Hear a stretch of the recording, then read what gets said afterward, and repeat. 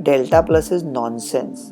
Covaxin Covishield दोनों अच्छे टीके हैं, वो डेल्टा प्लस का लोड लेने का कुछ जरूरत नहीं है। ये फासला बढ़ाया है दो खुराक के बीच में, वो आपके हित में है। जुलाई 1 तक ये केसेस बहुत कम हो जाएंगे, थोड़े केसेस बाद में आएंगे लेकिन लहर नहीं आएगी। ये डेल्टा म्यूटेशन क्या है? इंडियन म्यूटेशन, उसका क्या हुआ? इंडियन को डेल्टा बोलते हैं क्या? हाँ, अगर इंडियन को डेल्टा बोलना था तो पहले इंडियन क्यों बोला? पहले से डेल्टा क्यों नहीं कहा? एक तो घोड़ा बोलो, नहीं तो चतुर बोलो ना। अभी चाइनीज म्यूटेशन बोला तो चलेगा? नहीं चलेगा। ये जो म्यूटेशन है इनके खिलाफ टीका चलता है क्या? अगर नहीं चलता है तो कैसे बचेंगे? हमको पहले कोविड हुआ था, अब ये सब म्यूटेशन से बच जाएंगे क्या?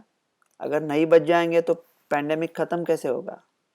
डॉक्टर रवि गोडसे, जो कि मैं हूँ, मैंने कहा था कि 1 जुलाई तक ये सब ऑलमोस्ट खत्म हो जाएगा। सचमुच होने वाला है क्या? हाँ, होने वाला है। अगर होने वाला है और टीके की वजह से होने वाला है तो इंग्लैंड में तीसरा लहर क्यों आया? सच्ची आया है क्या? सब सवालों का जवाब दे देता हूँ। इंग्लैंड में कुछ तीसरा लहर वगैरह आया नहीं है, आएगा भी नहीं। बड़े पैमाने पे नहीं आएगा, केसेस दिखेंगे। @डॉक्टर गोडसे रवि 1 पे मैंने एक ट्वीट भेजा है कि मैं तो कह रहा हूँ इंग्लैंड में जो अभी केसेस आ रहे हैं उसके पीछे छुपी एक सच्चाई है कि टीकाकरण चल रहा है। जो लोगों को ये हो रहा है वो लोग ऐसे हैं कि जवान हैं और जिन्होंने टीके नहीं लिए हैं। तो आप तो कहोगे कि इंग्लैंड का तो परसेंटेज पॉपुलेशन तो काफ़ी 70% तक चला गया है और भारत 3% पे ही है। तो अगर भारत यूके के इतना पीछे है तो फिर हमारा क्या होगा कालिया? देखो, टोटल नंबर ऑफ डोसेज जो इंडिया ने दिए हैं वो बहुत है। पॉपुलेशन के मुताबिक थोड़ा नंबर कम लग रहा है परसेंटेज, लेकिन अगर अंग्रेज़ों के पास डोसेस थे तो हमारे पास केसेस थे।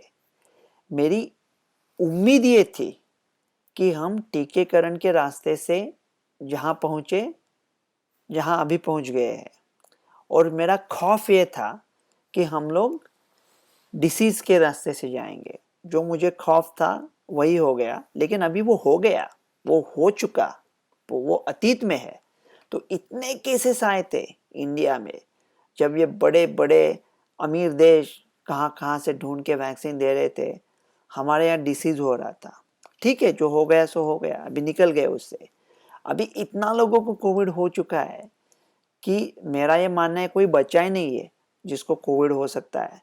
और कोविड का प्रोटेक्शन तो काफ़ी टिकता है और काफ़ी दिन तक टिकता है और बहुत अच्छी तरह से टिकता है।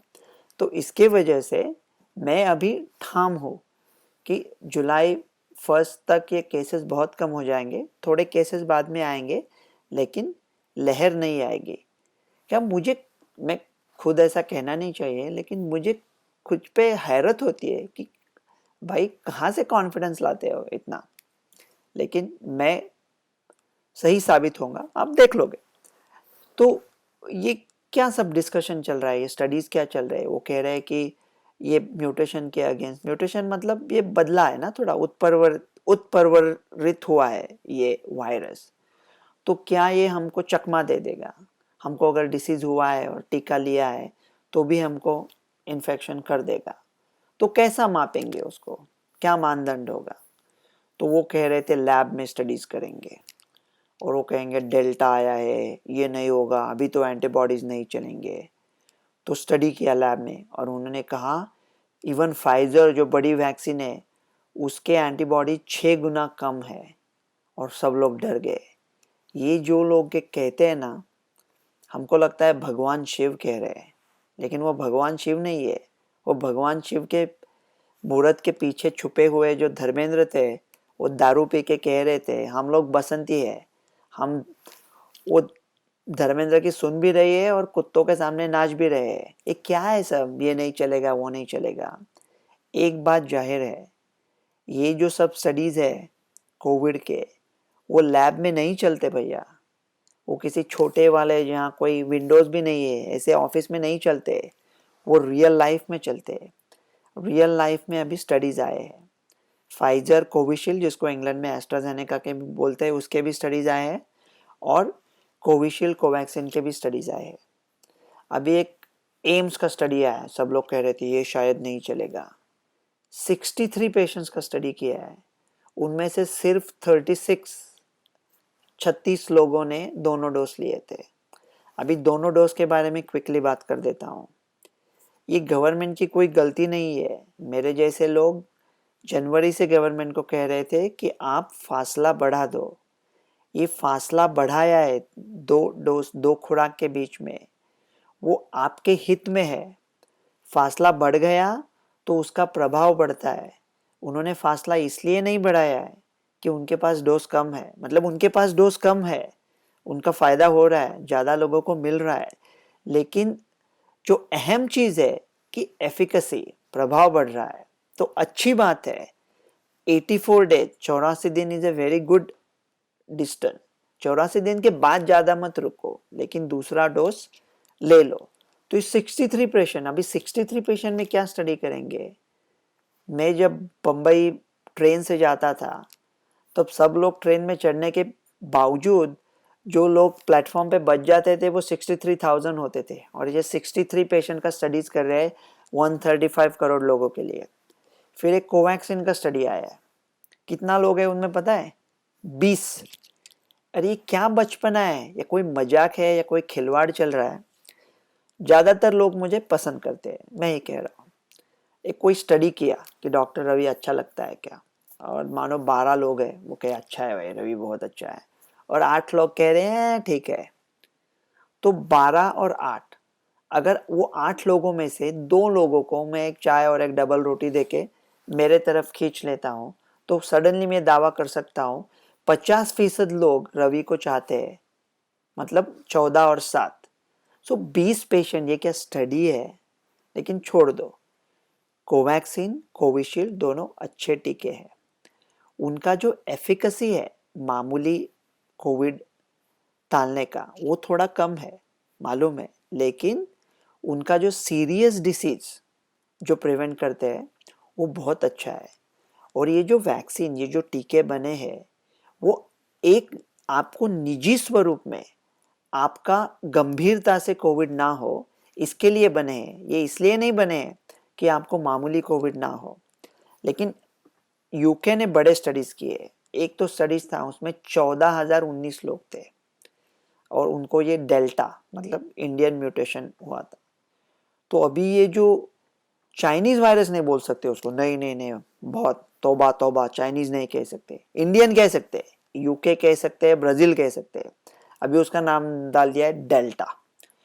तो उसके 14,019 डेल्टा के इन्फेक्शन हुए थे, उनमें से 166 लोग अस्पताल में पहुंच गए, लेकिन जो लोग वैक्सीनेटेड थे वो बच गए। स्कॉटलैंड से भी बड़ा स्टडी आया है, उन्होंने कहा है कि फाइजर मामूली तरह का इन्फेक्शन डेल्टा से 79% रोकता है, सीरियस डिसीज 92% रोकता है। कोविशील्ड, जिसको इंग्लैंड में एस्ट्राजेनेका बोलता है, वो थोड़ा कम रोकता है, मामूली 60 रोकता है, और हॉस्पिटलाइजेशन फिर भी अच्छा रोकता है, 72 रोकता है। मेरे ख्याल से इससे ज़्यादा होगा।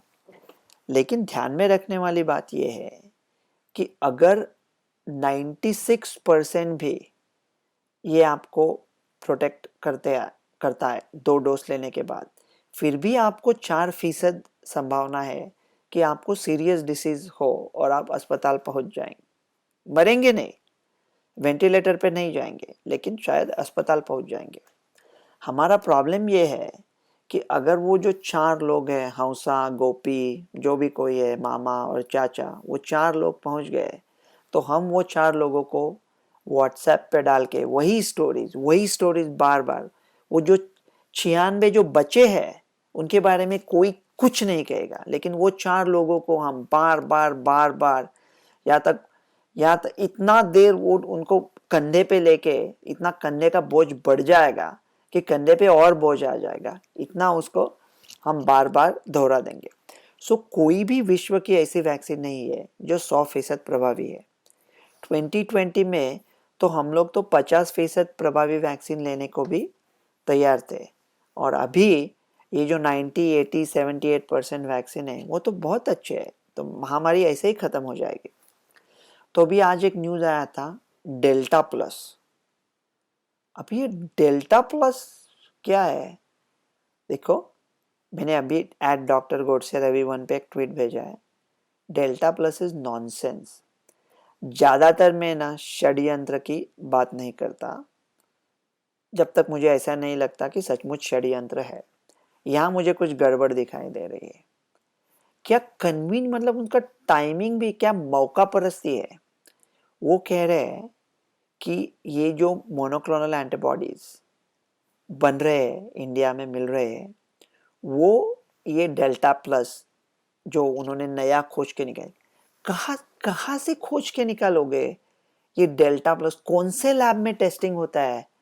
छोटे छोटे शहरों में कौन से लैब में टेस्टिंग होता है? अगर जय, बीरू और बसंती गए वहाँ, तो बसंती का रिपोर्ट पकड़ के जय और वीरू को पकड़ा दिया कि आप पेट से हो। इतना नहीं किया तो काफ़ी है। ये छोटे लैब में कहाँ से म्यूटेशन, क्या टेस्ट करेंगे, क्या बात कर रहे हैं ये लोग?